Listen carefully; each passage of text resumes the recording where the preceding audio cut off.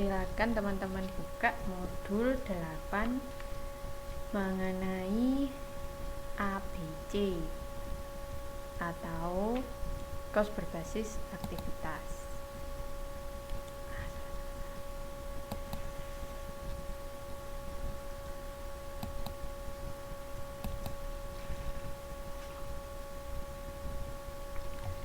Kalkulasi kos berbasis aktivitas.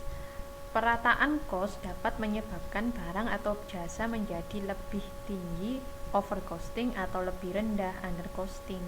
Overcosting adalah produk dengan sumber daya lebih sedikit, tetapi kos per unit dilaporkan lebih tinggi.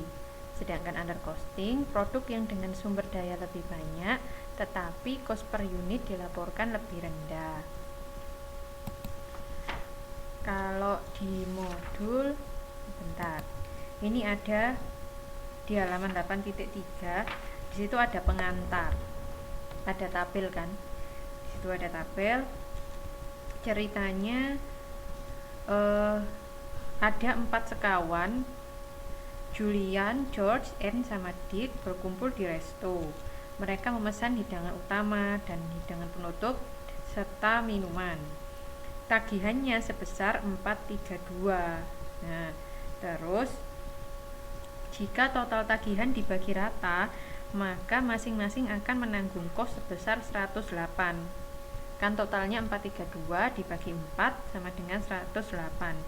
Untuk hal tersebut, kemungkinan si A dan D akan keberatan karena si A cuma habis 60.000, tapi dia harus bayar 108.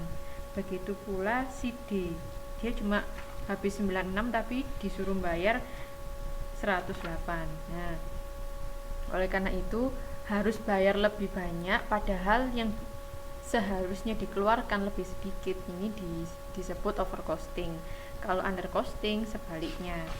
Contohnya di sini si George, si J, dia kan harusnya bayar 168, tapi dia cuma bayar 108 kalau dibagi rata. Nah, ini kan bayarnya lebih sedikit daripada yang seharusnya dibayar. Ini disebut undercosting. Seperti itu. Nah, untuk kalkulasinya, ketika kos langsung atau direct cost adalah kos utama pada barang atau jasa yang diberikan dan kegiatan pendukung dari kegiatan produksi sederhana, berkos rendah dan hampir sama dengan lini produk lainnya. Produk dapat under atau overcosting karena aktivitas tidak dalam porsi volume produksi. Terus prosedur 2 tahap untuk alokasi kos. Ini yang pertama adalah kalkulasi kos berbasis volume, volume based costing. Ini berdasarkan volume, porsi volume produksi. Prosedurnya 2 tahap alokasi, yaitu menempatkan cost overhead pada aktivitas penggerak atau activity driver, kemudian perkiraan object cost, baru kemudian ke object cost.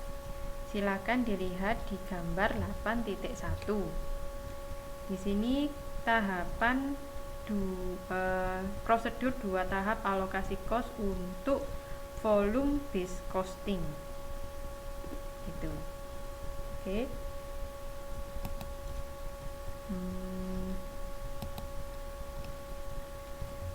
Pertama dari sumber daya ada dibagi 2 kan, ada bahan baku langsung dan tenaga kerja langsung, terus sama overhead pabrik. Lalu overhead pabrik masuk ke tempat penampungan kos, di situ masuk ke pabrik atau departemen di pabrik, baru nanti menjadi object cost. Seperti itu. Nanti ada bedanya dengan cara kos berbasis aktivitas. Kita lanjutkan dulu. Nah, untuk kalkulasi kos berbasis aktivitas atau activity based cost, dasar mengalokasikan kos overhead pabrik disebut driver. Sedangkan dasar mengalokasikan sumber daya ke berbagai aktivitas disebut resource driver. ABC mengakui aktivitas, kos aktivitas, dan penggerak aktivitas pada tingkatan agregasi atau level of aggregation yang berbeda dalam lingkungan produksi.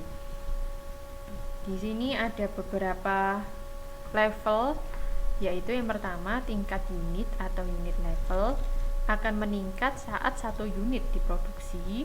Jadi ini tingkat unit. Ada tingkat batch, ini jika jumlah batch yang diproduksi dan bukan dari jumlah unitnya. Jadi tergantung batch, tergantung unit. Tingkat produk atau product level mendukung cost yang terjadi untuk mendukung sejumlah produk berbeda yang dihasilkan.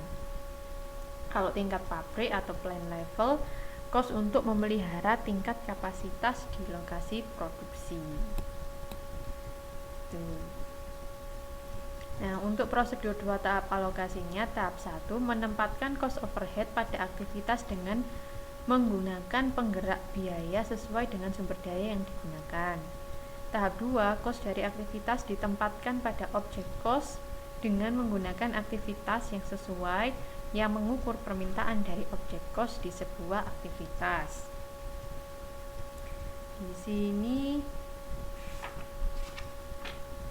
ada di gambar 8.2, yaitu bahan baku sumber daya terdiri atas bahan baku langsung dan tenaga kerja langsung serta overhead pabrik. Overhead pabriknya masuk tempat penampungan cost sebagai aktivitas di pabrik. Kalau tadi kan masuk ke pabrik saja, volume pabrik tadi tempat penampungan cost pabrik atau departemen. Kalau di sini aktivitas di pabrik, baru dia akan menjadi objek cost. Seperti itu.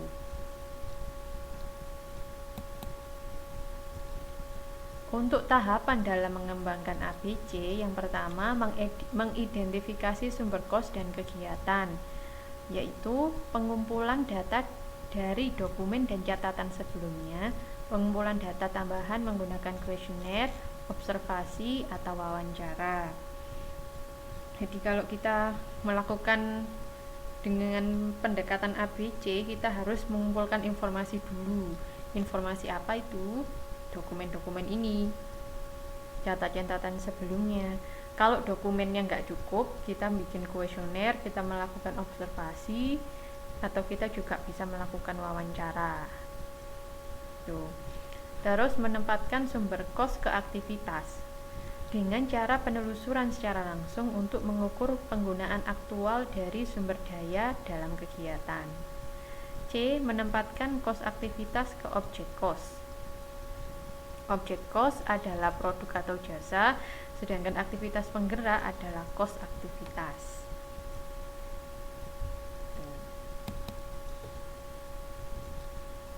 Keunggulan menggunakan ABC yaitu memberikan informasi pengukuran laba yang lebih baik karena lebih akurat dan informatif, pengambilan keputusan yang lebih baik, kemudian peningkatan proses, terus juga estimasi cost, serta menyediakan data tentang kepastian cost yang tidak digunakan. Kalau keterbatasannya, beberapa cost membutuhkan alokasi dari departemen dan produk berdasarkan pengukuran yang berubah-ubah. Cost produk yang diidentifikasi oleh sistem ABC tidak mencakup seluruh cost yang berkaitan dengan produk, serta sistem ABC membutuhkan waktu dan cost yang cukup besar untuk mengembangkan dan mengimplementasikannya. Ini ada di modul, bisa teman-teman baca. Sekarang perbandingan VBC dan ABC.